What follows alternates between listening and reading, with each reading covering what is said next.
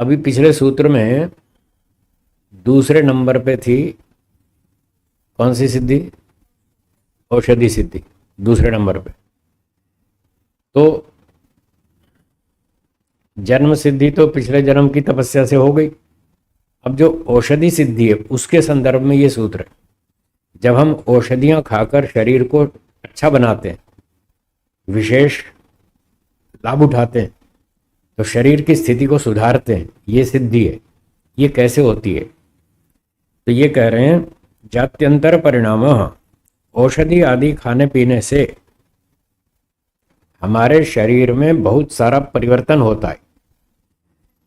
यहां जाति शब्द का अर्थ है शरीर। क्या अर्थ है? वैसे भी जाति का अर्थ गाय, घोड़ा, पशु, पक्षी, मनुष्य आदि यही होता है। तो यहां जाति शब्द का अर्थ है ये जो मनुष्य शरीर हमको मिला हुआ है, ये जाति अर्थात हमारा शरीर। तो जात्यंतर माने दूसरा, अंतर माने दूसरा, शरीर में दूसरा, परिणाम परिणाम उत्पन्न होता है। शरीर में दूसरा परिणाम उत्पन्न होता है। परिणाम का अर्थ है स्थिति। शरीर में दूसरी स्थिति आ जाती है। पहले व्यक्ति रोगी था, उसको हॉस्पिटल में डाला, जमा कर दिया, हॉस्पिटल में एडमिट करा दिया। फिर 2-3 महीना वहाँ उसकी चिकित्सा चली। तो 2-3 महीना चिकित्सा करने के बाद उसके शरीर की स्थिति बदल जाएगी, वो ठीक हो जाएगा। बहुत से लोग हॉस्पिटल जाते हैं ना, बीमार हो जाते हैं, उनको हॉस्पिटल ले जाते हैं। 15 दिन, महीना, 2 महीना चिकित्सा भी चलती है, लंबी लंबी भी चलती है। तो 15 दिन, महीना, 2 महीना हॉस्पिटल में रहा। तो जब हॉस्पिटल में गया था तब जो शरीर की स्थिति थी, रोगी अवस्था, 2 महीने बाद जब छुट्टी मिली हॉस्पिटल से, तब स्थिति बदली या नहीं? बदल गई ना। अब वो ठीक हो गया, सारा रोग हट गया।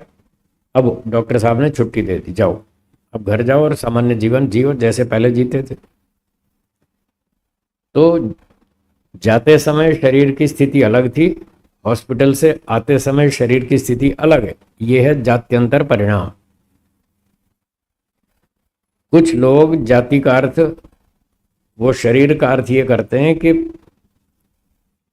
व्यक्ति जाति बदल लेता है, आदमी को तोड़ मरोड़ के घुमा फिरा करके बिल्ली बना देता है, बिल्ली को घोड़ा बना देता है, घोड़े को कौवा बना देता है, कौवे को तोता बना देता है। ऐसा नहीं होता। महर्षि दयानंद जी ने लिखा है जाति की परिभाषा ऋग्वेद आर्योद्देश्य रत्नमाला में। उन्होंने लिखा है जाति का अर्थ वो है जो जन्म से लेकर मरण पर्यंत बनी रहे, एक ही बनी रहे, वो बीच में बदलती नहीं है जाति। तो जो लोग इसका अर्थ कर रहे हैं कि मनुष्य को बिल्ली बना देंगे, बिल्ली को घोड़ा बना देंगे, वो गलत। वो नहीं बदल सकते, आप कुछ भी कर लो। मरने के बाद जाति बदल सकती है। आज एक मनुष्य है, अगले जन्म में वो सुअर कुत्ता बन सकता है, घोड़ा गधा बन सकता है, बकरी बन सकता है, भेड़िया शेर ऊंट बन सकता है, पर इस जन्म में जीते जी नहीं बदल सकते उसको। ये ईश्वर की व्यवस्था है सृष्टि की। पर शरीर की स्थिति में परिवर्तन जरूर कर सकते हैं। रोगी को स्वस्थ बना सकते हैं, दुबले पतले को बलवान बना सकते हैं।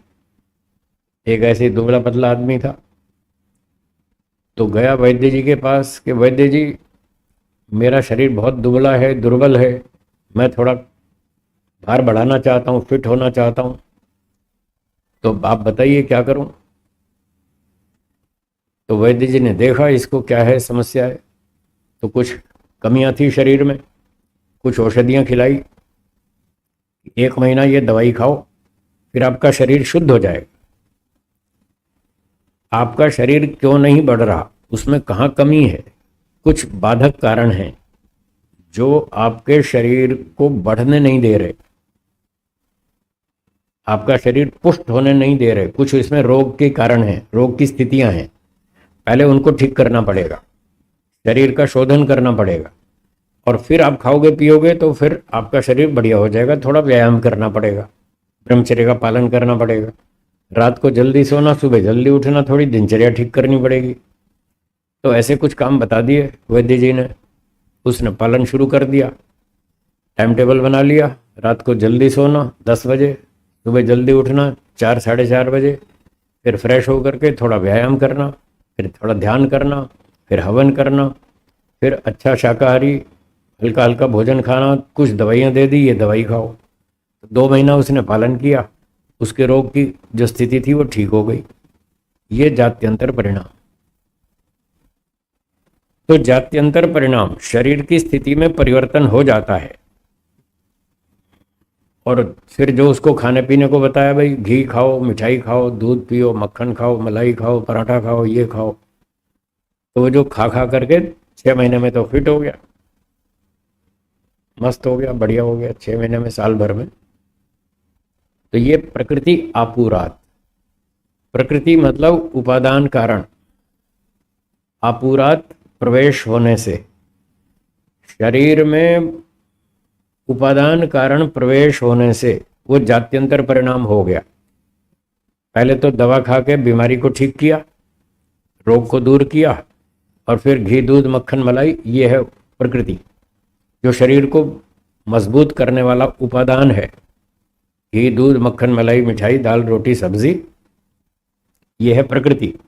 तो जब शरीर में से रोग निकल गया, फिर जो भोजन खाया अब शरीर को लगने लगा, और 1 साल में तो शरीर फिट हो गया, जैसा वो चाहता था, बढ़िया नॉर्मल हो गया। तो इस प्रकार से ये दूसरा सूत्र हुआ जिसमें बताया कि हम शरीर में संशोधन परिवर्तन परिवर्धन कर सकते हैं इस तरह से। इसी संदर्भ में अगला सूत्र भी है, उसको भी देखिए, तीसरा। बोलिए, निमित्तम अप्रयोजकम प्रकृति नाम वर्ण भेदस्तु ततः क्षेत्रिकवत।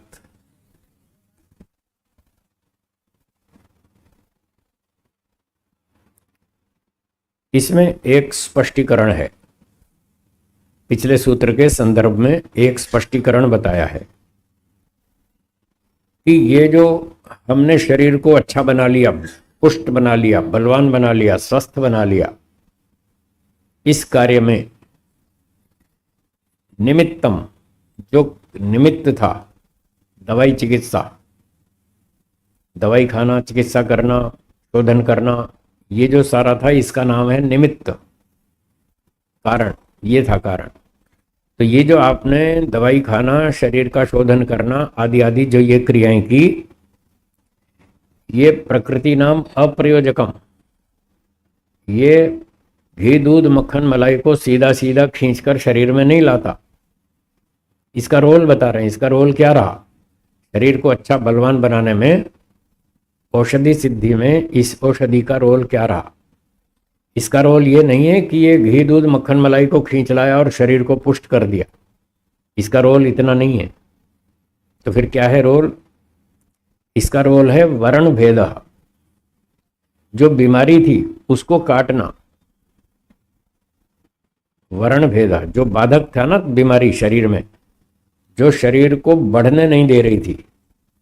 अच्छा भला खा रहा है तो भी शरीर नहीं बढ़ रहा। तो क्यों नहीं बढ़ रहा? सारा भोजन कहाँ जा रहा है? बेकार जा रहा है। वो शरीर को पुष्ट नहीं कर रहा। क्यों नहीं कर रहा? उसका एक बाधक था। वो बाधक था रोग। शरीर में जो रोग था वो बाधक था। तो ये कह रहे हैं, ये जो आपने दवाई चिकित्सा की, इस दवाई चिकित्सा ने उस रोग का निवारण कर दिया।